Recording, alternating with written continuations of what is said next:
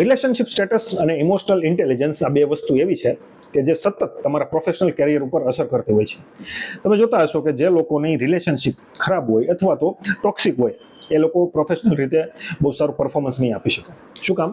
કારણ કે રાત ને દિવસ એ તમારા માઇન્ડમાં ચાલતું રહેતું હોય છે. એટલે તમારા પ્રોફેશનલ કેરિયરમાં તમે ધારો એવું રિઝલ્ટ તમે નહીં મેળવી શકો. તમે ચાહે ગમે એવા પ્રયત્ન કરો કે ગમે એવી મહેનત તમે એની પાછળ કરો.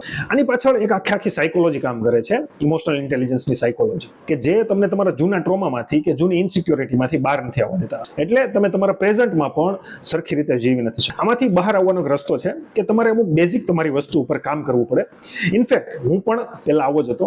મને મારા લાઈફને રિલેટેડ બહુ બધી ઇન્સિક્યોરિટી હતી. મારી રિલેશનશિપ પણ એવી જ હતી. પણ મેં અમુક વસ્તુ ઉપર કામ કર્યું, મારા માઇન્ડસેટ ઉપર કામ કર્યું, અમુક એવા મેન્ટરને પૂછ્યું, અમુક એવી બુક્સ વાંચી કે જેનાથી મને એવું બધું સોલ્યુશન. માટે તમે કોઈ લાઈફમાં અત્યારે આવી પ્રોબ્લેમ ફેસ કરતા હોય તો મને કોન્ટેક્ટ કરજો, હું તમારી હેલ્પ કરીશ. કામ બધું તમારે જ કરવાનું છે. કોઈ પણ માણસ તમને ખાલી ગાઈડ કરી શકે, ઇમ્પ્લિમેન્ટેશન તમારે પોતાને કરવાનું હોય છે.